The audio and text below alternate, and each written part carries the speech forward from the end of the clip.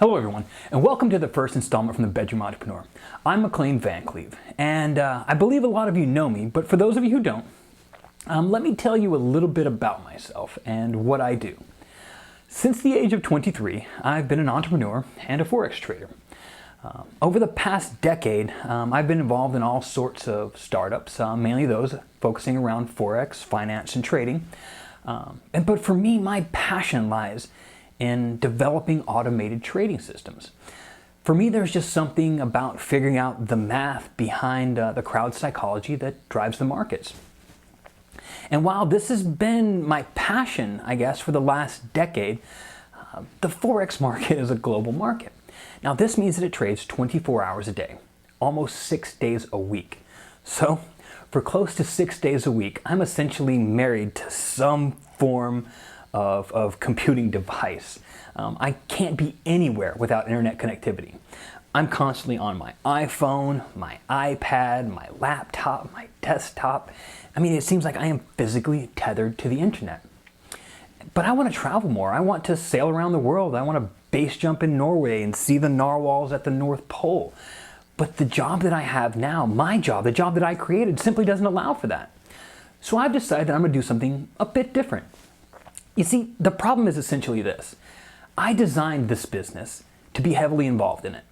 And while this was never intentional, if you're not designing a business to be a hands-off kind of business, then you're inadvertently designing it to consume your life. And trust me, I live it every day.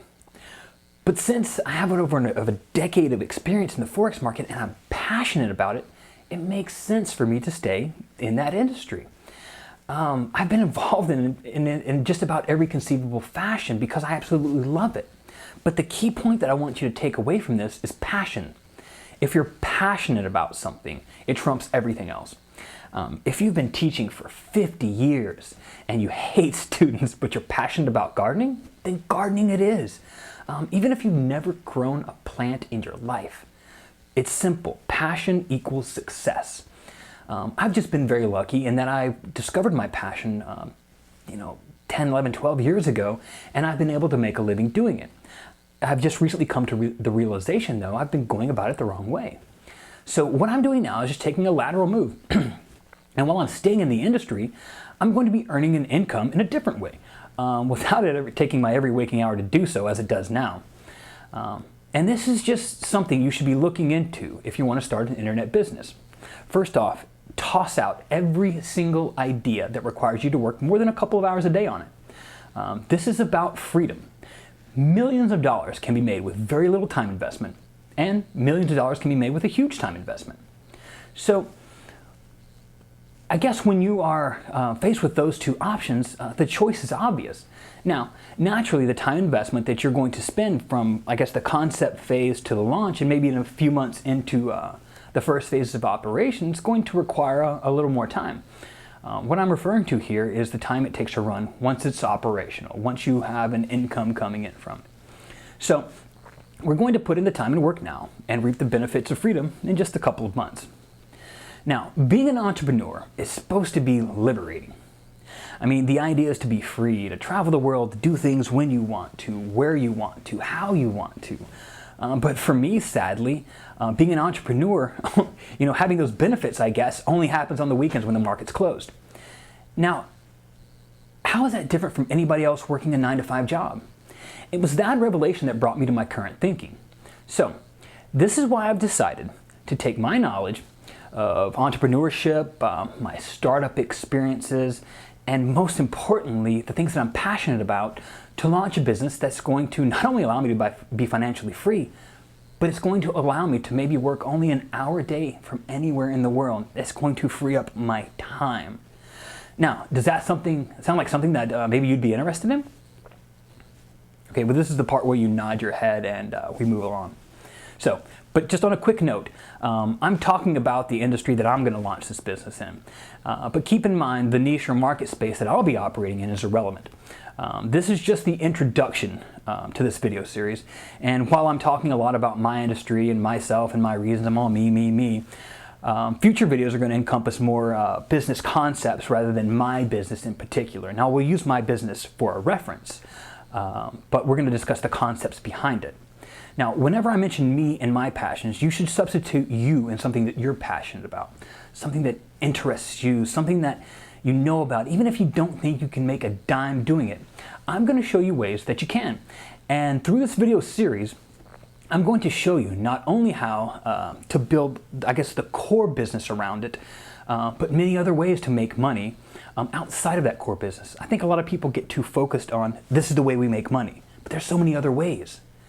All the while, we're going to be utilizing information that you should be gathering from your core business anyway, and it's only going to take a couple more minutes out of your day.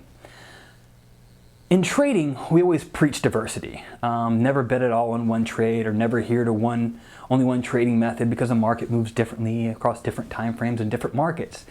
But it all boils down to the old adage of don't put all your eggs in one basket. And the same goes for any business, including this business. You see, the world is changing every day. And a hot business today might not be a hot business tomorrow. So why not now start, when you start your business, build multiple streams of income off of that core business that you're building anyway. Some examples, I guess, of these methods I'm talking about, which I'll get into in future videos, one would be affiliate sales. I mean, affiliate sales can be tacked onto your core business and allow you to make money from people who might have visited your website, didn't particularly want or need your product, but they'll buy an affiliate product and earn an affiliate commission, which essentially turns a big fat zero into a sale and money in your pockets. Or you can increase the bottom line, by selling the same products to people who did buy your stuff as additional revenue. Or how about getting people to pay you for advertising? I mean, how'd you like to get paid $1,000 or $2,000 or even more just for clicking send on an email? These are all the things that we're going to cover that are going to be in addition to developing the core business. Okay, I'm getting off topic here. This first video was supposed to be more of an introduction to internet businesses, and now that I've been ranting for 5 minutes, let's actually get to that part. So, why should you start an internet business?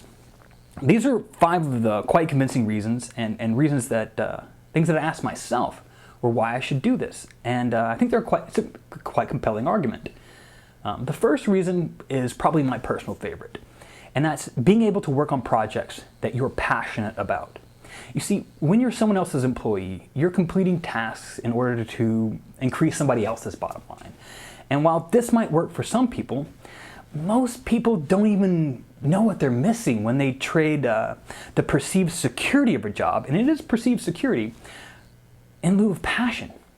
I mean, if you're not working on projects that you're passionate about, I mean, you owe it to yourself to at least investigate the fulfillment that comes from running your own business. It was actually my father who told me that if you do something that you love, you'll never work a day in your life. And that's pretty sound advice if there ever was any, and that's something that I've taken to heart. The second reason would be job security. Job security being an entrepreneur? Well, a lot of people would definitely argue that a salary job equals security. But I'd say that being an entrepreneur does. And I'd even argue that it's the ultimate in job security. As I alluded to before, and I think most people will agree, putting all of your eggs in one basket is never the best idea. And have you ever considered that all of your financial eggs are in one basket that you call your job? And even if you have no plans of quitting your day job, you should always be planning for the what-ifs in life. It's just good practice. But if you're not 100% in control of your financial security, all of your eggs are not only in one basket, but it's somebody else's basket. Going into business for yourself will not only liberate you from the 9-to-5 grind, if that's your plan, but it will also diversify the ways that you gain income. But most importantly, you'll be learning a skill that you can apply across many different markets and products for as long as the internet exists, with you as the boss. So every decision you make is yours. If you want to sell ShamWows, well, ShamWows it is. And if you want to move into making video dog training courses, well, it's right there. Just add a video camera and a dog. Or maybe you want to set up some sort of membership site. In the end, it's totally up to you. You are the master of your own online destiny. All right, moving right along. Reason number 3. This one is actually very near and dear to me. It's the ability to explore other interests, hobbies, and other things you'd like to do in life. And I think it's one of the greatest advantages to running your internet business. The greatest advantage, I think, is the flexibility that it provides. There's no commute. When you roll out of bed in the morning, you're already at work, and your schedule is your own. So you're free to actually go and pursue those things that you might have wanted to try, but maybe time or income are preventing you from doing. Here's an example from my own life. Recently, I decided I wanted to get my commercial helicopter pilot's license. And I did all the research, I priced it out, I made travel arrangements, the whole thing. I planned on getting started in November of last year. You see, November and December are typically slow months for me, or months that I'm less involved in my business. But when you know it, this year that was not the case.